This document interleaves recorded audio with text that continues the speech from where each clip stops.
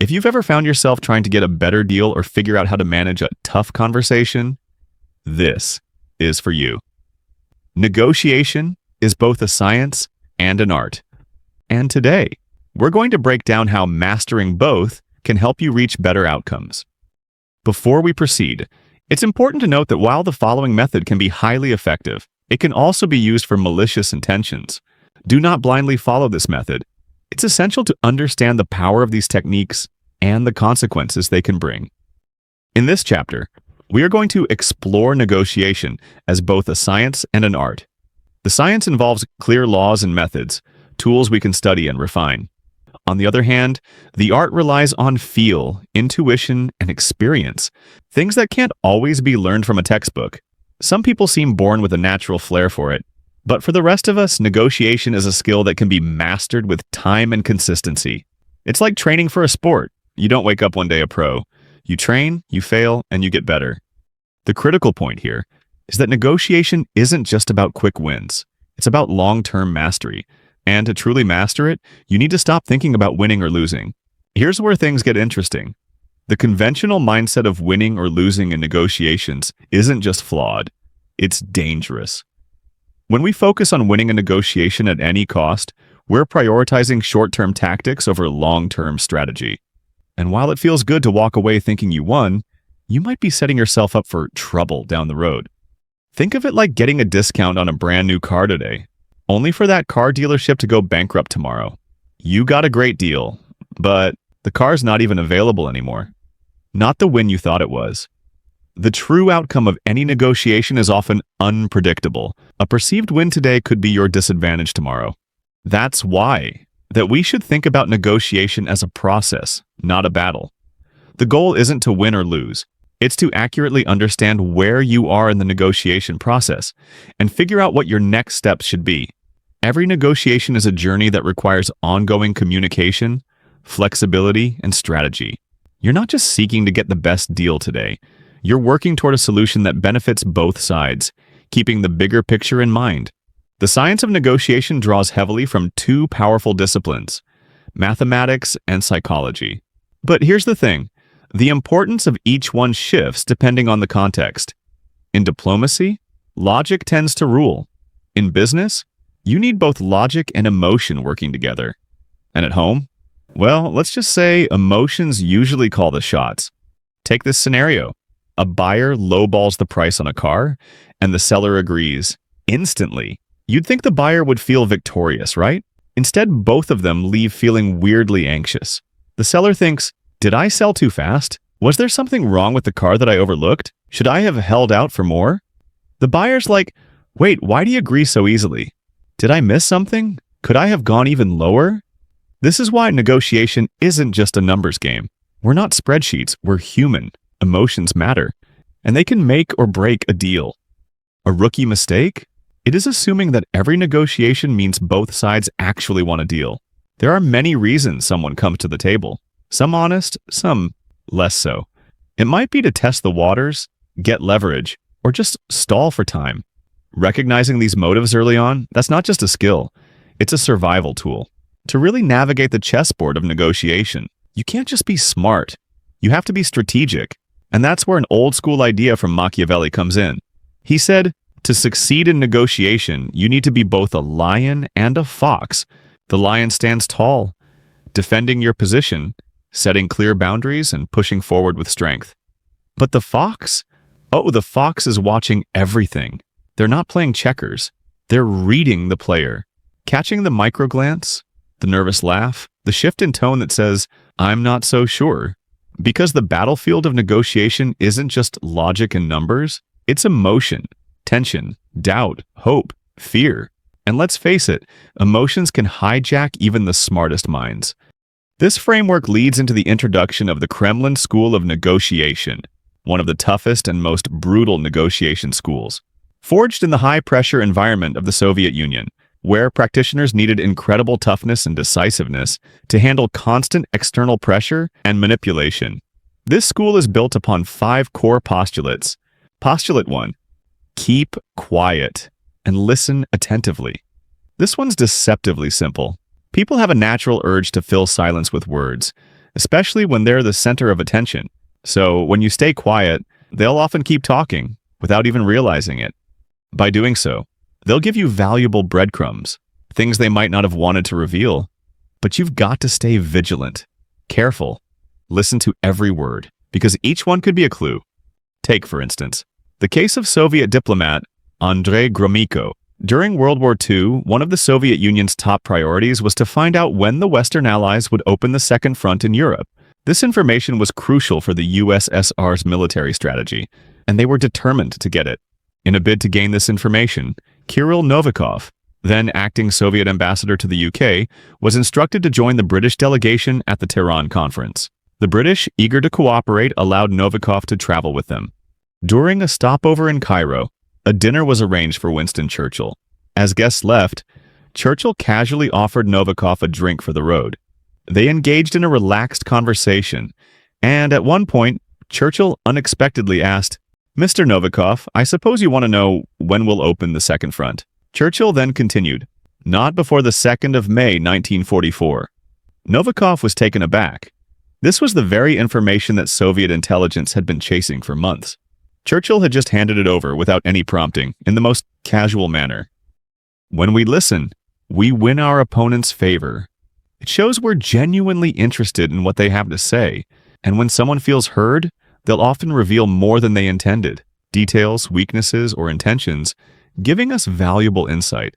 After all, it's so rare for anyone to actually listen to us nowadays." Postulate 2. Ask questions. After you've listened carefully, it's time to take charge. Asking targeted questions allows you to guide the conversation and steer it toward your interests. You become the host, the one steering the conversation and holding the power. The other side, they're the guest, answering your questions, making offers, and unwittingly revealing their hand. Even if your opponent does most of the talking, the host remains in control. Your goal, to consistently answer with a counter question, taking the lead and keeping the momentum on your side. Picture this.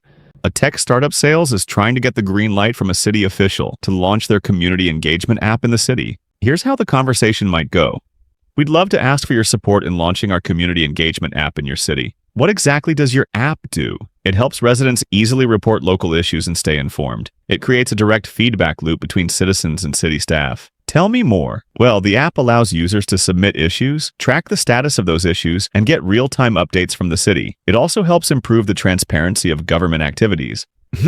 That sounds good. What kind of issues would your app prioritize? Well, everything from potholes to broken streetlights to citywide events. It's designed to cover a wide range of topics. Okay. How do you ensure the data stays accurate and reliable? Well, we have systems in place for validation, and users can report issues in real time, so it's always up to date.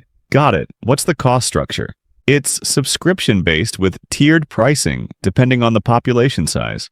Right, I've got enough details now. Thank you for your time, but at this point, I don't think this is the right fit for us. Okay. From the very first second, the official takes on the role of host, asking their guest a variety of questions before coming to a decision, one that is most advantageous to them.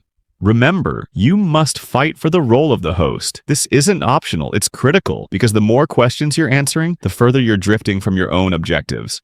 So what do? Break the chain. Seize back the initiative with counter questions. Here's how a few well-placed ones could have completely shifted the dynamic in this conversation. "We'd love to ask for your support in launching our community engagement app in your city. What exactly does your app do?" It lets residents easily report local issues and stay informed. But more than that, it creates a direct feedback loop between citizens and city staff. "Tell me more." "Sure, but before I do, can I ask, what's your biggest frustration right now when it comes to resident communication?" Probably the noise. Too many emails, random Facebook posts, hard to know what's urgent. That's really helpful. If you had a single, streamlined place where those things were filtered and tracked, would that be worth exploring? Possibly, depending on cost. Of course, would you like a cost breakdown first, or would a short demo give you a better sense of the value? Send me a demo. Through their counter question, the sales representative rests back the role of host. By doing so, they regain control of the conversation, putting themselves in a much stronger position to push the negotiation forward. Now that the role of the host has been secured, negotiations move to the next stage. It is time to introduce Postulate 3. Impose a scale of value or depreciate. This is where things shift dramatically. Whoever holds the host role now has the power to raise or pull down the guest at will, based on their own frame of reference. It's not just about pushing for a better deal anymore. It's about defining what really matters, what's important, and how things should be perceived. Anyone who's worked in sales knows the sting of a comment like this. So what? You think you're unique? You think I can't get this anywhere else? Just like that, your sense of confidence starts to deflate. They've introduced their scale of values. They've questioned the uniqueness of your offering, subtly putting you on the defensive. The psychological effect is powerful. You begin to second-guess the very foundation of your pitch. In an instant, the salesperson slides down the value scale. The buyer has used a simple yet potent tactic to introduce their own scale, scarcity of uniqueness. Now, the salesperson is on the back foot, questioning their proposal's worth in the eyes of the buyer.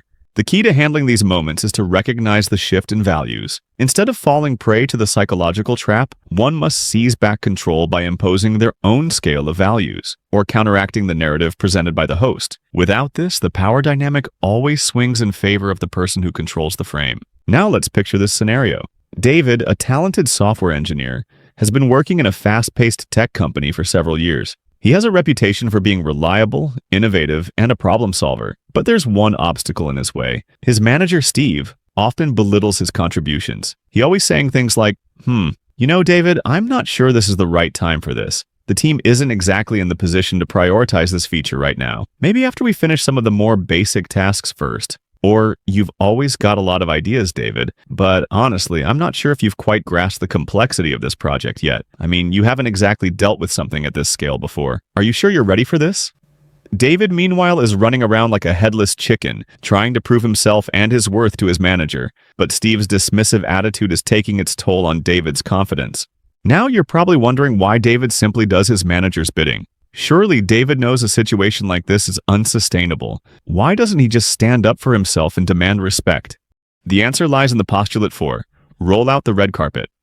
After depreciating David, Steve follows up by offering him a red carpet, a gesture that seems to provide some validation, but is actually another subtle tactic to manipulate him further. After the depreciation phase, when you've subtly placed your opponent in a subordinate, uncomfortable position, it's time to offer them a way forward. But this isn't about a generous gesture. No, this is a carefully crafted escape route, designed to allow the opponent to save face while still conceding what you need. Imagine a scenario where you've just gotten your opponent to feel less certain, a little smaller through depreciation. They're uncomfortable. They're on the back foot. Now, what do? You could press your advantage, but that's where mistakes happen. Instead, you offer a way out. Let's say you're negotiating with a supplier who's holding firm on a price. Instead of continuing to argue or press them, you strategically offer a way forward, a compromise that makes them feel like they're still winning something. You might say, fine, if you offer a 10% discount, I'll consider it.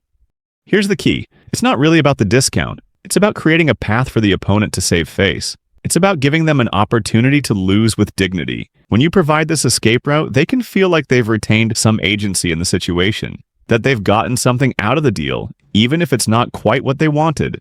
This tactic is rooted in an ancient Chinese stratagem, leaving a surrounded enemy an apparent way out so they don't lose their resolve. In the negotiation world, it works the same way. The opponent feels like they're choosing their path, but in reality, they're walking straight into the outcome you've been aiming for all along.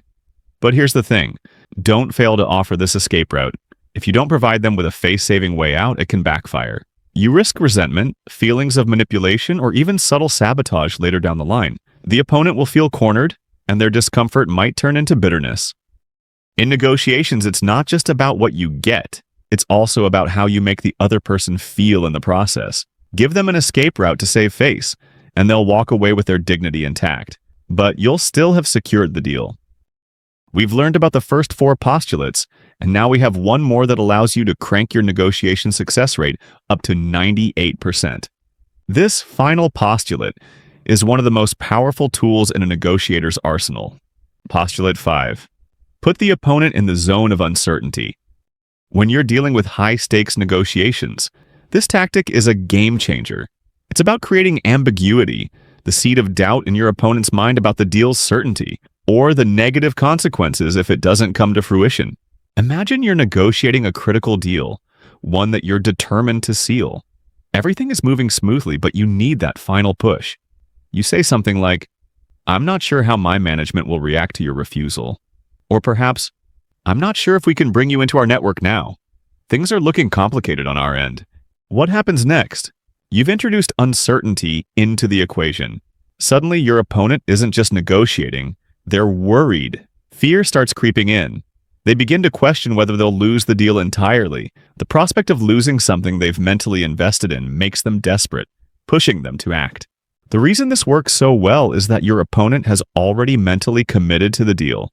They've imagined the positive outcome. When you imply that they could lose it, they feel that fear of loss, and it becomes a strong motivator. That fear triggers overmotivation. They need to secure the deal more than ever. Faced with the risk of losing everything, they often start offering significant concessions just to close the deal and avoid losing out. In this postulate, fear works as your ally. By introducing a hint of doubt, you force your opponent into a corner where they're willing to give more just to avoid losing the deal. It's a tactic that plays on their mental and emotional investment in the outcome. Once you've built trust and rapport, introducing the zone of uncertainty can take your negotiation to the next level. Create just enough ambiguity to stir fear in your opponent, and watch as they give in, offering you better terms just to secure the deal. Fear isn't just a reaction. It's a tool you can use to drive negotiations in your favor. Ethically, this method is a tool that can be wielded for both good and evil, depending on the user's intent. In competitive, non-fraudulent situations, it can serve as a legitimate resource for securing deals. Understanding these techniques is not just about using them strategically. It's also about recognizing and defending against them. Use these insights wisely, whether to lead the way or to avoid being led astray.